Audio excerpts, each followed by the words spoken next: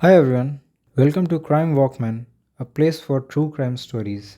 I am Nikhil, your host for this episode. This is our first case, and we want this to be most interesting. So we bring you the story of prolific unmerciful murderer whose name is in the Guinness Book of World Record for killing 931 people with his handkerchief. Yes, you heard me right, with his handkerchief. And most surprisingly, he is an Indian. Without wasting any time, let's start.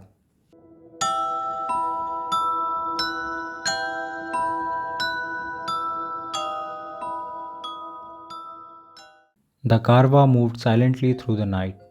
The clanging of the bells around the neck of the bullock pulling the canopied cart was the only sound that could be heard. Around 15 men and women were traveling to a nearby village to attend a wedding. They had been on a road for past 8 hours, but the men in the group knew that they had to be alert. They had planned to leave their village at dawn so they could travel by daylight. Unfortunately, something had happened and they couldn't move as per the plan. They soon lost the comfort and solace of daylight, only to be enveloped by the swallowing darkness around them. How much farther do we need to travel? One of the men asked. He was on the driver's seat of the second block cart. Or the Dur, replied an old man, the senior most person in the group. Beside each cart, men walked with fire torches. The light cast ghostly shadow on the forest. The cry of a jackal sliced through the night. The animal was nearby. The men grew alert, lifting their torches to see if they could spot the wild animal. Suddenly, the leader of Karwa halted his cart and put up his hand, signaling the others to do the same. Men, arm yourselves, he yelled. Two of the 7 men in the party pulled out daggers from their cummerbunds. They were carrying these to protect themselves, having heard about a dangerous group of dacoits prowling in the area. But what they saw instead was one of the victims. In the middle of a road lay a man who was groaning in pain. The Karwa halted as the men approached the man. They left me for dead. They robbed me of everything. Water, please give me some water. The man looked injured and his forehead was bloody. The men helped him lean against the wheel of one of the cart. After drinking his fill, he narrated his story. His name was Sukram and he had been traveling with his wife. They were headed to a nearby village. He was poor and hence traveling by foot. A gang of dacoits pounced on him, looting everything, including his wife. At this time, he broke down. The travelers were shocked. One of them gathered his courage and asked, Was it him? Sukram looked up and whispered, as if he was too afraid to say the name out loud. Yes, it was him, Thug Behram. At the mention of the name, shudder ran through the crowd. The women inside the karwa who had been eavesdropping began crying. Behram was so notorious for running a large band of bloodthirsty dacoits. Fear and Behram went hand in hand, piercing the heart of every man and woman who lived in the area. How did you manage to live? He kills everyone. A young man asked. Sukram got up slowly and said, How can Behram kill his own self? He let out the scream of a jackal. As he said this, and out of the dark forest, some fierce looking men appeared. They were bearded and red eyed, wearing turbans. With a blood curdling cry, they lunged at the travelers, who were no match for the dacoits. Within minutes, a hush fell upon the caravans. Men, women, and children, no one was spared. But there was not a single drop of blood spilt. All the travelers were carroted to death. The gang dug graves and dumped the bodies after robbing them. Two dacoits held each body by its arm and legs and swung into the pit. The bodies landed unceremoniously on the top of each other. This was Thug Behram, the most dreaded serial killer in the world. A man who would go on to acquire 931 kills under his belt. And this is his story.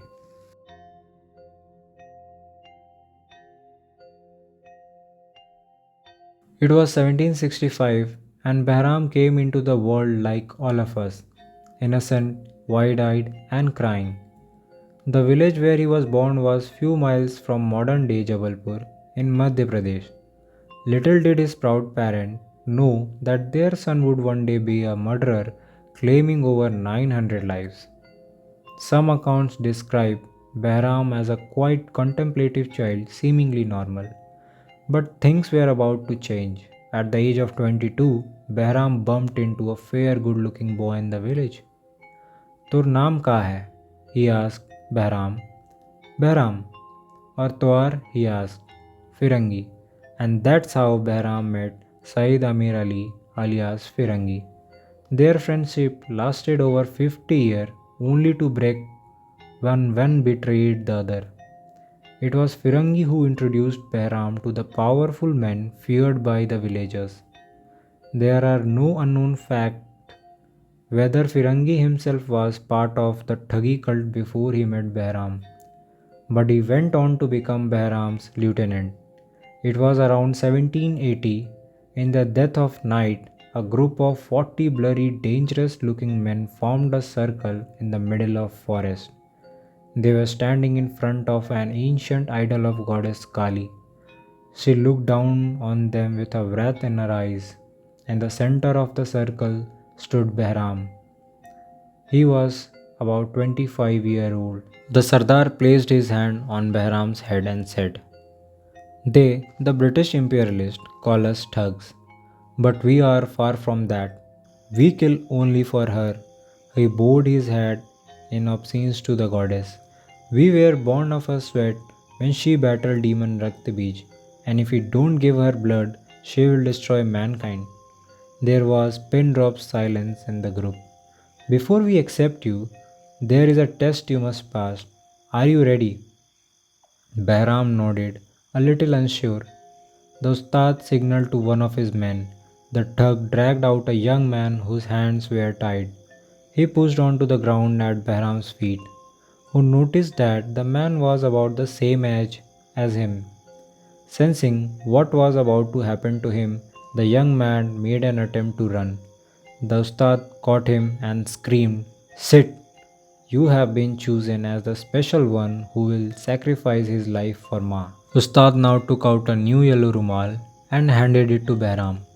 Behram's hands shook. Ustad held them and steadied them. Do it for Ma. She calves blood, and we are her children. He encouraged Behram, trying to dispel any doubts that he might have about the morality of what he was being commanded to do.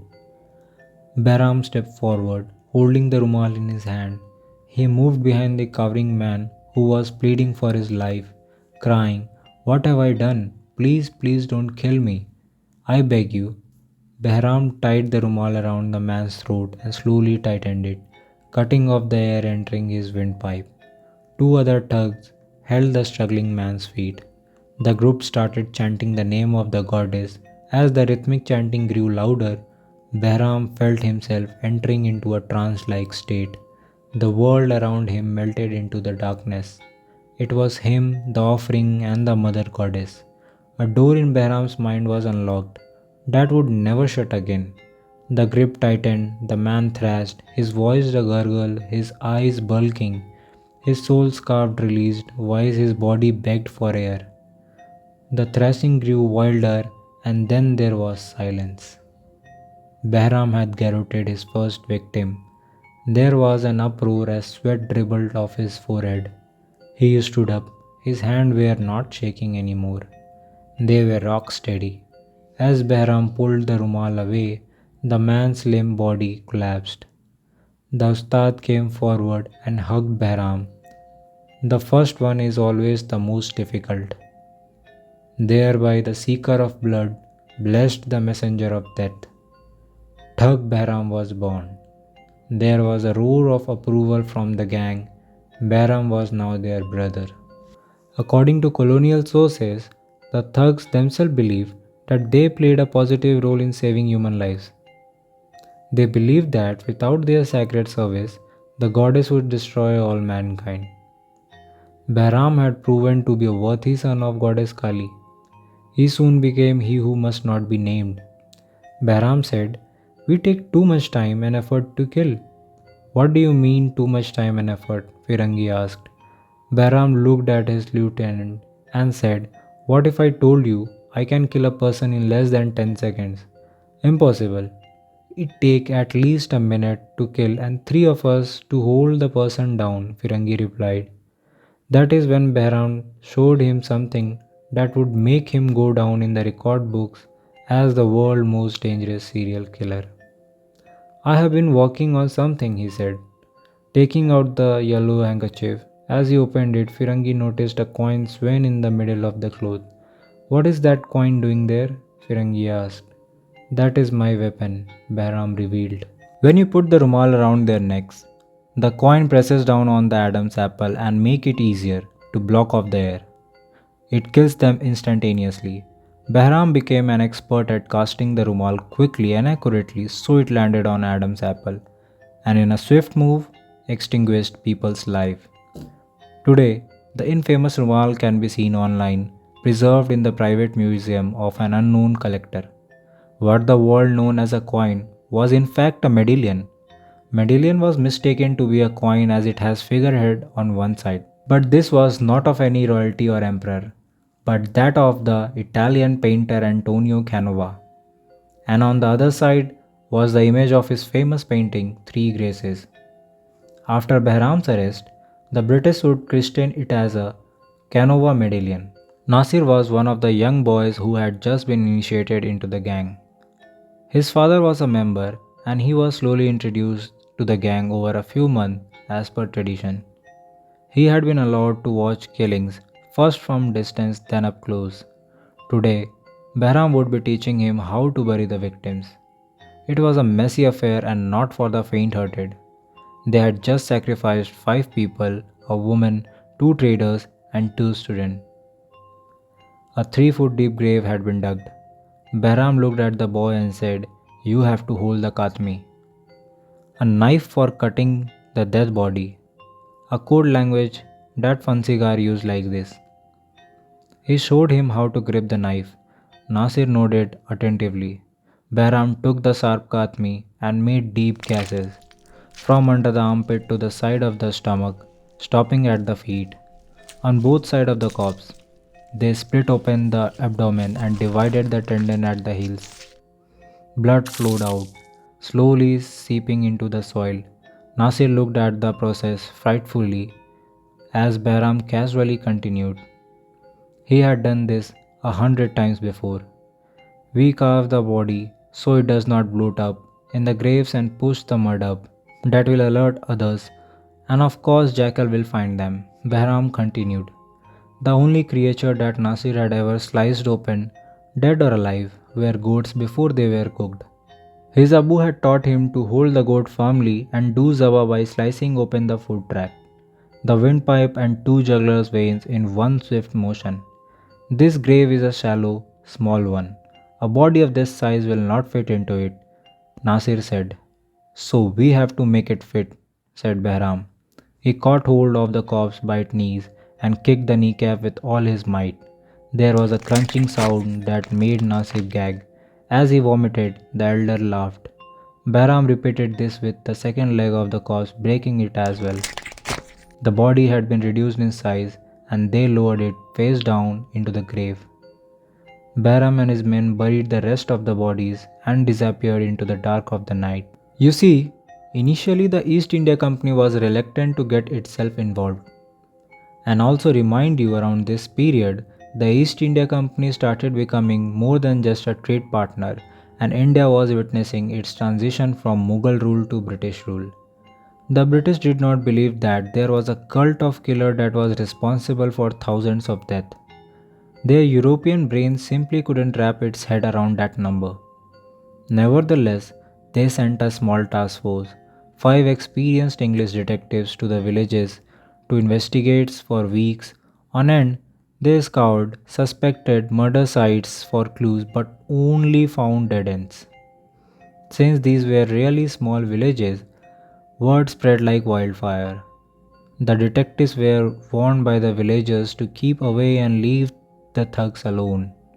But reverse psychology is man's best friend, and this only fueled their determination. They probed deeper and deeper until one by one all of the five vanished into a thin air and never to be heard again. Except one of the detectives was able to relay one last message to their Governor General Francis Rawdon Hastings. The message was just one name. The name was Behram. Behram killed five senior detectives, or at least Behram's gang did. And well, they would just disappear. Their bodies were never recovered. The British authorities dispatched another set of officers at once. But as the story goes, they too would meet the same fate. It's all of them disappeared into thin air. Worse yet for the local was that the gang was growing exponentially. The British wanted Thug Behram at any cost, so they set up the Thug Police, an elite force with no red tape, permission, or mercy. However, there seemed to be no taker for this high pressure job, till it was thrust upon Captain William Henry Sleeman, who was appointed as the superintendent of Thug Police. Sleeman was one of the most colorful personalities in the British administration. He was single handedly responsible for putting an end to the Thuggy cult. He wrote three books on his experiences in India and survived three assassination attempts. Along with this, a village near Jabalpur, Salimabad, was named after him. Sleeman had just finished a stint in the Bengal army and was looking forward to some downtime when he was tasked with hunting down Behram. Sleeman wasn't a young man, he was over 50. However, his enthusiasm made up for what he lacked in age. He was probably the only right person for the job. As we will see, Behram and Firangi had heard about that Gora who had vowed to take them down. As long as Ma Bhavani showered her blessing on them, they knew no one could harm them. Sleeman was a man on a mission. He hunted down the thugs using undercover agents who lived with the locals and dug out information. One of the most astonishing things that Sleeman unearthed was that the thug had their own language and code words. In the book, The Thugs of Fansigar of India, Sleeman gives us an insight into Ramsina or Fansiri ki baat. So a rich man was Naimet, a poor man was Lakda, and an old man was Dhol. Bring firewood meant to take up your allotted post. Pan ka rumal nikalo meant take out the handkerchief and be ready to strangle. Pan khao meant kill the person. Khebdi get bhi dekho meant look after the corpse and bury it properly. The travelers never suspected anything when their new friends spoke to each other and said, "Get the firewood" or "Take out the handkerchief with the betel nut." Modern day Mumbai underworld lingo of Khokha and Peti has probably been inspired by these 17th and 18th century gangs. Meanwhile, Behram's army grew with his reputation. Thugs from across the country wanted to be a part of his team. Behram and Firangi were now leading a gang of over 200 thugs and massacring people by the dozen. Sleeman was running out of time to prove himself. He laid elaborate traps along the roads, but none could capture Behram and his men. Under pressure to make the Thuggis accountable to the law, Lord William Bentinck issued the Thuggee and Dacoity Suppression Act in 1836. It stated, "It is hereby enacted that whoever shall be proved to have belonged either before or after the passing of this act to any gang of thugs, either within or without the territory of the East India Company, shall be punished with imprisonment for life with hard labor." This, however, was not enough to scare the Thuggis. Behram, Firangi, and three others had been traveling with a group for 4 days, pretending to be farmers. They had befriended them near Jabalpur, and the group was now heading towards Delhi. The travelers, a rich merchant, his wife, their 10-year-old daughter, and their 6-month-old son, were sleeping inside a tent, while their 4 servants were asleep under a tree. 3 horses were tied to a post beside the tent. It would have made a picture perfect postcard, except for the dark, blurry men seated around a campfire. They were ready to strike. But what about the 4 servants?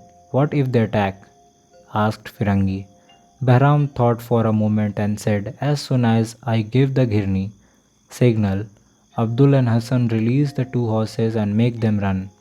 Scream and say the horses have broken free. The servant will get busy trying to catch them. Firangi, Gubbu Khan, and I will perform the sacred task. Behram looked into the distance where the servant were sleeping. Hassan, don't kill the one armed servant. As per our rule, we do not kill maimed people. Now get ready, Behram said as he loosened his rumal. The signal was given. Abdul and Hassan untied the horses and slapped them hard on their hinds.